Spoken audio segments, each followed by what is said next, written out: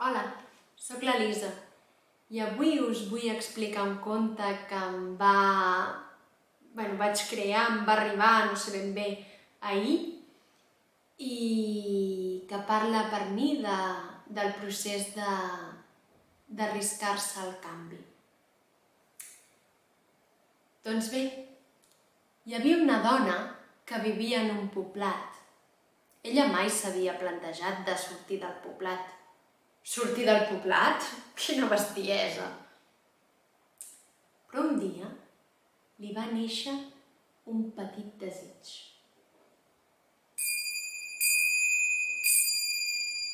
El desig de veure món.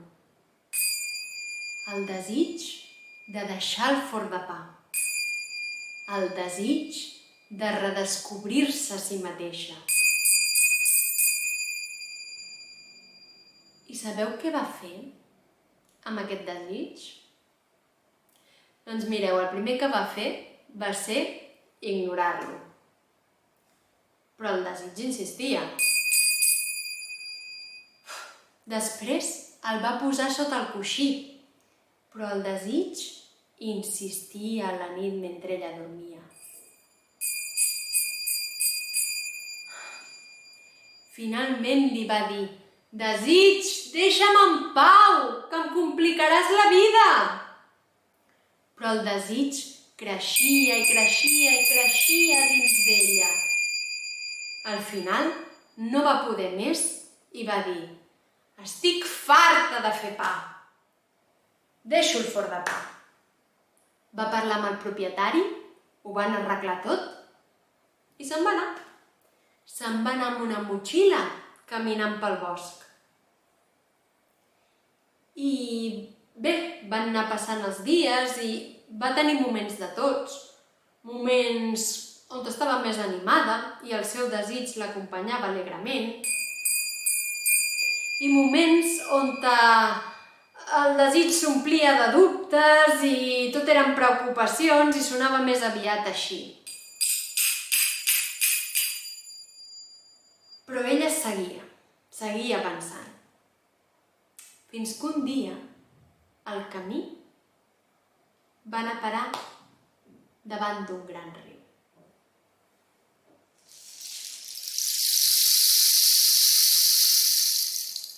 Era un riu molt cabalós, tant que ella no veia per on creuar-lo. Hi havia molta aigua i va començar a pujar amunt del riu, avall, a veure si trobava unes pedres per creuar, unes roques, però no veia res clar. Quan feia una passa endavant ja tremolava i tirava enrere. Finalment es va rendir. Es va rendir i es va seure davant del riu.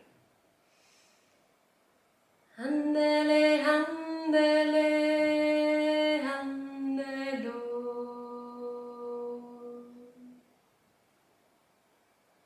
Llavors, el riu li va respondre: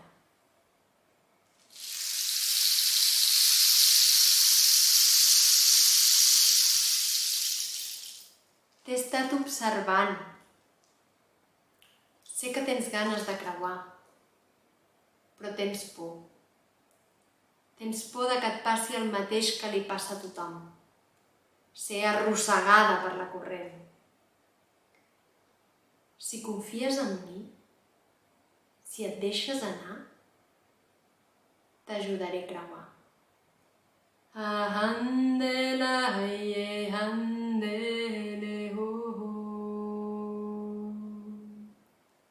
La dona va mirar a banda i banda, per si hi havia algú. No semblava que hi hagués ningú. Llavors va entendre que li havia parlat al riu. Es va posar de peu,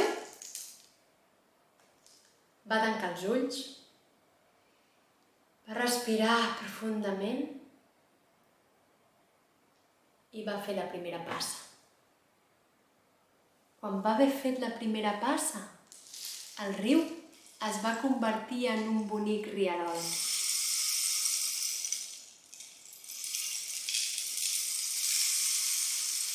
I al fons de l'aigua clara, hi veia pedretes de colors,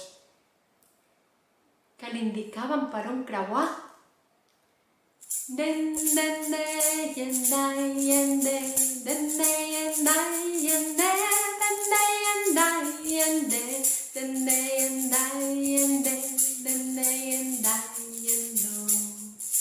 Ella va començar a saltar com una nena petita, jugant, a saltar pedretes, i de cop es va adonar que ja estava a l'altra banda del gran riu. I podia sentir-lo just darrere d'ella, gran com sempre.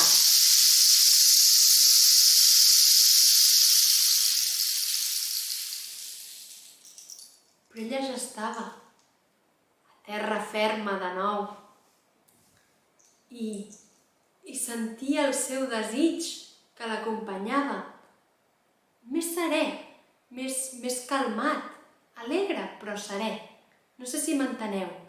Ja no tenia l'ansietat de vinga, va, anem-hi corrent, sinó anem-hi però anem-hi fent cada passa, no?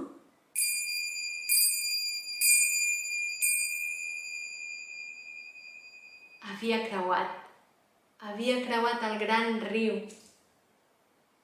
gràcies a la confiança en ella mateixa, la confiança en el riu i la confiança en la vida. I aquesta és la història que em va arribar a mi i que ens diu això, que a vegades no hi ha un camí o no veiem un camí traçat, però que si confiem surten les pedretes, surten les senyals, les persones que ens ajuden a fer cada passa.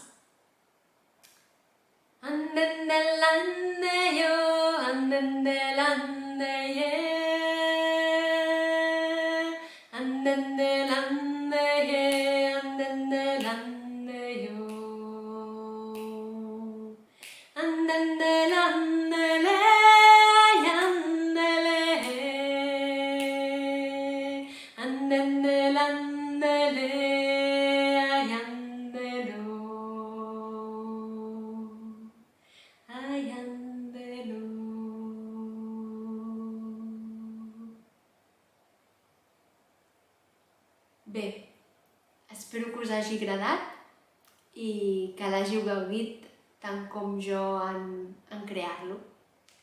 Ens veiem a la propera. Adeu!